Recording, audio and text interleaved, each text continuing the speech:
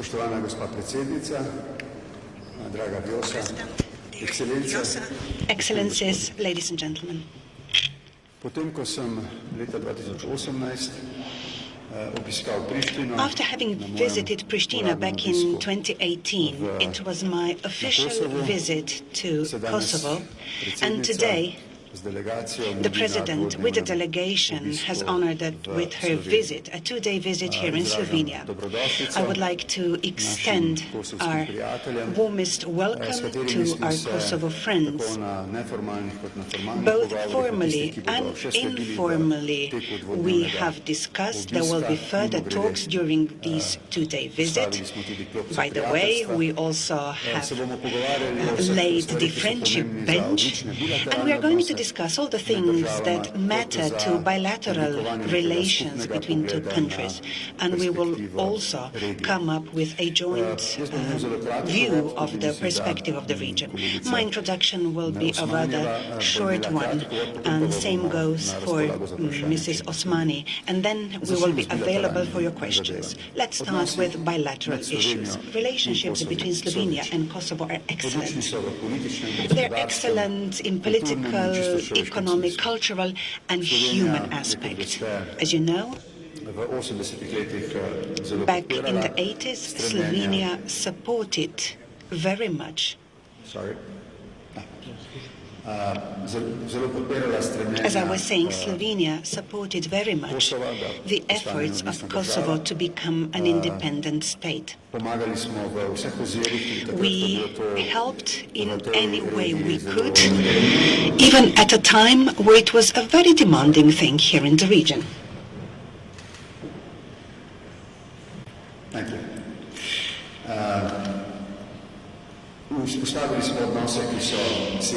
We now have marvelous relationships, and this is how we want to continue with the President.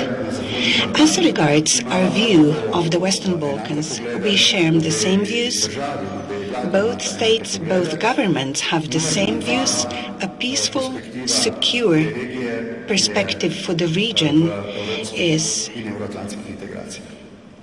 in European and Euro-Atlantic integrations. When talking about the future of Western Balkans, particularly after the end of the Brussels meeting, I said that I can be very open and honest when I say that I don't know what will be the impact of the Ukraine war for the perspective of this region. It can have a good impact because the Ukraine war will be a sobering moment for everybody, so that everybody is going to strive to solve problems in a peaceful manner. And maybe we will see more possibilities for a Euro-Atlantic perspective. However, the war in Ukraine could also deteriorate the situation in the region, particularly if there was a feeling among the leaders in the region that the EU does not have a great concern when it comes to geopolitical role of the region as it should have. This less interest for the region could encourage some old forces and introduce unrest that nobody really wants to see in the region. This is why President and I agreed that all leaders, also within the Briuni initiative that will take place on the 12th of September, we have to do everything we can to solve any open issues, any views where we differ, so that people will understand that the European perspective is achievable, that it is real. We should also prepare our partners, our friends in Brussels. We must help them see what the political weight of this region is, so that they will not lag behind with their decisions. Also, in the light of decisions that concern Bosnia and Herzegovina and the entire region, a report maybe should be prepared about the readiness of these states to continue with the Euro-Atlantic path. Maybe still in this year some open issues can be resolved, issues that are present in the region. And my final thought, to a certain extent, we can be concerned due to the consequences of the Ukraine war on the situation in the region, but at the same time, we as leaders must do everything we can to offer a different perspective, a European perspective, a Euro-Atlantic perspective. The possibility is there. We'll have to make every effort, show wisdom, and in the hope that this is going to happen, President and I talked about our common role. Thank you. The floor is yours, Madam. President Pahor, thank you so much. Dear Borut, dear members of the delegations, dear representatives of the media, I'm honored to visit the Republic of Slovenia here as president of your very friendly neighbor, the Republic of Kosovo. As we all know, we share a very long history, but more than that, we share a very sincere and heartfelt relationship. And at this time, perhaps even more importantly, we share a common future. Slovenia has long been a great supporter of the Kosovo people. From the time of political activism on behalf of our oppressed people for more than 30 years, including your very personal contribution, then to now, the path today towards Euro-Atlantic integration, our two nations have gone from strength to strength, individually as well as together. Slovenia is an amazing example of what can be achieved through economic progress and Euro-Atlantic integration. And it doesn't just fare well regionally, it is a shining example of democracy and state building post-independence on the global stage. This is why we have asked for Slovenia's experience as well as its backing for our bid for membership in international organizations, starting with the Council of Europe, which is a very recent application of our country, but also its continuous backing because Slovenia continues to be a strong voice for visa liberalization for the people of Kosovo, as well as our impending application for EU candidacy status. Aside from our excellent state-to-state relations, I want to take a moment to personally thank President Pahor for your commitment to our region, Mr. President. Historically, President Pahor has been someone who not only understands but proactively supports the progress, the peace, as well as prosperity of all the Western Balkans, and particularly of my country, Kosovo, and for this we remain extremely grateful. Today, during our bilateral meeting, we naturally discussed developments in our continent as well as our region, more specifically. We are very much determined to send a very clear message here today that we stand firm and we stand united against the Russian aggression against Ukraine or any time and anywhere. I can confidently say that this unprovoked war has not just united Europe, but it has also ensured the bond between democratic nations, big or small, such as our two countries, to become even more firmly ingrained. But this visit isn't just about developments in our continent. This visit is also in support of jump-starting the deepening of our bilateral relationship and cooperation. So today I was delighted to discuss the potential for deepening economic and business cooperation as well as in other areas, given the great support as well as the very high level of investment that Slovenia has made in our country for years. Our two countries have had an excellent mutual understanding and respect as a starting point, alongside an active Kosovar diaspora that lives here in beautiful Slovenia, and that is why I believe that we will be even more successful in strengthening our cooperation. I've also informed the President that I will be rewarding the Slovenian Army with a Presidential Medal for their contribution in Kosovo as part of the NATO mission. Almost 10,000 Slovenian soldiers have contributed to peace and security in Kosovo for these past 2 decades, and today I will be awarding them this medal as a sign of gratitude on behalf of all the people of Kosovo.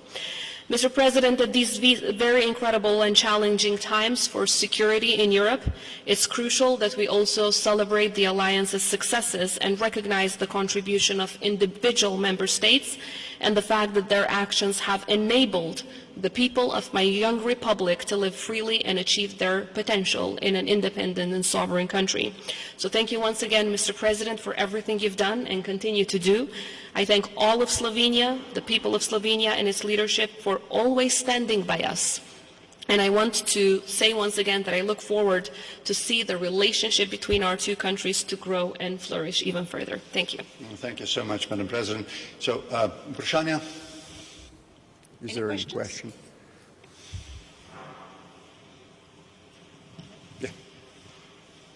Jam Venera Gjollaj për RTK-s. Presidente, përmendet bashkëpunimin e mirë ndërmjet dy vendeve, sa keni marrë mbështetjen sot për drejt rrugtimit që do ta bëjë Kosova, keni përmendur në fund të vitit për aplikimin për antarësim në organizata të ndryshme ndërkombëtare. Ndërkaq për presidentin, cili do të jetë bashkëpunimi konkret në fushën e ekonomisë, sepse edhe kjo është theksuar se të dy vendet qëndrojnë mirë në bashkëpunimin në fushën e ekonomisë. Faleminderit. I think we should have a transition. Predsjednik, zanima me kakšno podporo ste v nadaljevanju nudili Kosovo, tako v gospodarskem, tudi pri podpori njeni integraciji in liberalizaciji in zbliževanju Evropski zvezi. Tako kot do sedaj, ali so ta poglabljanja vaša prizadevanja, vaše države še dodatno podkrepljena in dodatno se boste pri tem prizadevali, da čim prej pristopimo k omenjenim zvezam? Evropska unija je utemeljena na spravi, demokraciji, vladavini prava in vseh ostalih vrednotah od medijske svobode do sožitja naprej. Vrata so odprta državam, ki so sposobne uveljaviti te vrednosti in vrednote. Tudi Kosovo, tako kot vse ostale države, bodo morale po zahtevnem postopku pogajanj uveljaviti ta pričakovanja, če želi Kosovo vstopiti v Evropsko unijo. Slovenija si prizadeva, da bi Kosovo v domači politiki bilo čim prej in čim bolj uspešno pri uveljavitvi teh temeljnih vrednot. V zunanji, v evropski politiki pa bomo stali ob strani pri tem, da bomo prvič od naših prijateljev, partnerjev, zaveznikov v Evropski uniji pričakovali, da se obljubljeno izpolni. Tukaj omenjam vizumsko liberalizacijo. Dogovor o tem je bil že dosežen in bi bilo nepošteno, da se o tem doseženem dogovoru znova pogovarjamo. Prav tako si želimo, in gospa predsednica to dobro ve, da bi se obudil, okrepil dialog med Prištino in Beogradom. Slovenija, ki je prijateljica z obema državama, si želi, da bi bil ta dialog iskren, da bi dal rezultate, ne samo z sporazumi, ampak tudi z njihovo uveljavitvijo, da bi se v bistvu obudilo tisto upanje iz začetka tega procesa, ker sem bil tudi navzoč, ki bi dalo upanje ne samo ljudem na Kosovo in v Srbiji, ampak vsem v Zahodnem Balkanu, vsem ljudem, da je mogoče po mirni poti rešiti še tako zahtevna vprašanja. Tretjič, zelo podpiram zamisel, željo, voljo obeh strani, čeprav razumem v pogajalskem procesu med Prištino in Beogradom, da se uredi vprašanje pogrešanih oseb. Mislim, da je to vprašanje tako simbolne kot stvarne narave, kot vedno, in to naši poznavalci dobro vedo. Vedno opozarjam, da na Zahodnem Balkanu med ostalimi ukrepi za evropsko perspektivo pogrešam ta proces sprave. No, ta projekt, ki smo mu zdaj priča in se zdi, da je zelo blizu neke rešitve, bi lahko izpolnil ravno ta visoka pričakovanja.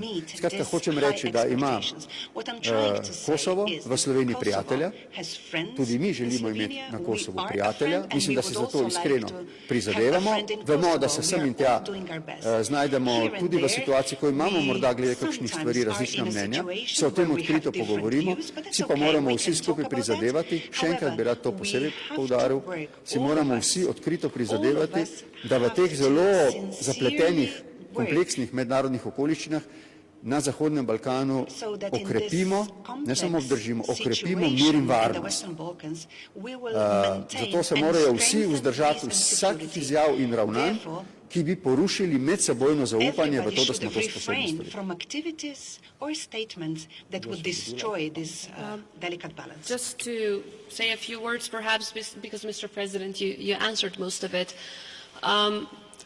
I think the answer is also on how Slovenia has acted before, and that is in full support of Kosovo. In every single membership bid that we've had since 2008, Slovenia has not only voted in favor, but also has supported us along the process. So obviously now, Slovenia is one of the strongest voices within the European Union when it comes to visa liberalization for Kosovo, but also, I would say, in a larger sense, when it comes to the integration and enlargement of the EU towards the Western Balkans, which is of a strategic importance and interest for the entire European Union, because a Europe whole, free, and at peace will never be a Europe whole, free, and at peace without the Western Balkans. So I want to only express my sincere gratitude to President Pahor, to the government of Slovenia, and to everyone from this country that has continuously supported us, and for your willingness to continue that support for our membership bid in all international organizations where we apply, but mostly for our Euro-Atlantic path, because it is the vision of our people, and for us it has been the only path in which we had ever walked, and it will be the only path in which we will ever walk in the future as well. Hvala. Še kakšno vprašanje? Any further questions? Yes, go ahead. Torej, Marta Razboršek, TV Slovenija. Mene zanima, kdaj se bodo nadaljevala pogajanja s Srbijo, torej Priština, Beograd. Zanima me pa tudi to, v bistvu, vi ste podprli kandidaturo Ukrajine v Evropski uniji, sami niste dobili do zdaj niti te vizumske liberalizacije, oziroma kdaj jo pričakujete? But you have not received anything, not even the visa liberalization. When do you expect to get that? When it comes to the dialogue between Kosovo and Serbia, in fact, the process is ongoing. There have been ongoing talks at the level of chief negotiators, and very soon, I believe during July, but this depends on the European Union intermediaries, we will also have a meeting at the leaders level. But the process has been ongoing, it has been constant, it has been very dynamic, and it has also resulted with an agreement on the energy roadmap, which is, I think, quite an important breakthrough in the process. And there are positive developments on the agreement on enforced disappearance, which is an important path towards peace and reconciliation in the entire region. But Kosovo has, during this entire process, shown that it is constructive, it is actively engaged, and every proposal that we have put forward has only contributed to more peace and more stability and long-lasting solutions for the entire region. So we will continue with that constructive approach in the future as well. When it comes to the candidate status for Ukraine and your question on our support, honestly, how could we not? How could we not be supportive of the candidate status for Ukraine? The people of Ukraine today, just like the people of Kosovo 23 years ago, are putting their lives on the front to defend the very values that lie at the foundations on which the European Union was built. And for that reason, I believe that they have shown that that's where they belong, in the European Union. And we are fully supportive of this path, both for Ukraine and Moldova. Moreover, because I think through that decision, the European Union has shown to the rest of the world that they see our countries as a geostrategic interest. So obviously there's a lot of disappointment that that decision was not also taken when it comes to the Western Balkans on the 23rd of June. Nevertheless, for us, as the most pro-European, as the most pro-NATO country on earth, not just in our region, nothing can take us away from that path. No matter how difficult it is, no matter how many hurdles on the way, we will never give up. We are the #1 reformers on the region. We are miles ahead of many countries when it comes to reforms on rule of law, protection of human rights, developing and strengthening our democracy. So no matter how hard it is, no matter the disappointments in the way, nothing can take us away from our Euro-Atlantic integration and from the strong spirit that pushes us ahead in making sure that we realize the full potential of our country and our people as true Europeans. As an EU believer, you have to continue to defend the EU values, and that's exactly what we do. We really do hope that also with the support of Slovenia, we will have the issue of visa liberalization concluded once and forever during the Czech presidency, a great friend of our people. Because, as President Pahor mentioned, we have fulfilled the criteria 4 years ago. There's absolutely no reason, and it's absolutely unacceptable for Kosovo to reopen the process. The Commission has reconfirmed that we have fulfilled the conditions. The European Parliament has overwhelmingly, in its vote twice, reconfirmed that we have fulfilled the conditions. Now it's up to the Member States to finalize and conclude this process, which is a great injustice towards the people of Kosovo. So we do expect this to be done in the next couple of months. But as I said, no matter the hurdles, no matter the difficulties, we will continue to walk on that path as true Europeans. Mislim, da smo vsi tukaj v regiji in ob njej zadovoljni z odločitvijo Evropskega sveta 23. junija, da sta Ukrajina in Moldavija dobili status kandidatk. Razočarani, da se ni nič premaknilo glede Zahodnega Balkana, vendar zaradi pobude glede Bosne in Hercegovine je bila odprta razprava, ki je privedla do tega, da je v zaključkih srečanja nekaj, kar je zelo pomembno in morda spodbudno. To pa je naloga Evropske komisiji, da jeseni pripravi poročilo o integracijskih procesih na Zahodnem Balkanu, zlasti z osredotočenjem na Bosno in Hercegovino, ampak za vse države. Zato smo se z Vjoso in z ostalimi se pogovarjam, da bi 12. septembra, ko bo srečanje vrha Brdo-Briuni v Sloveniji, da bi v deklaraciji prišli do zelo jasnih zaključkov, seveda na osnovi konsenza, ki bodo na nek način skupaj pozvali Evropsko komisijo še pred njenim zasedanjem in njenimi zaključki, kaj in kako na Zahodnem Balkanu pričakujemo glede prihodnjih ravnanj Evropske komisije. V tem smislu preprosto se moramo naprej in naprej modro, potrpežljivo truditi, da Zahodni Balkan ostane na radarju Evropske komisije, Evropske unije.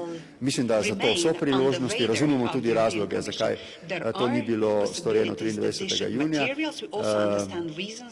Moram pa na koncu, če smem s tem zaključiti, vendarle reči še enkrat to, kar vedno verjamem, če in koliko bodo voditelji na Zahodnem Balkanu znali sami reševati nekatere dvostranske in multilateralne probleme, toliko bolj bo ta prostor atraktiven tudi za Evropsko unijo. Če kakšno vprašanje? Ne? Hvala.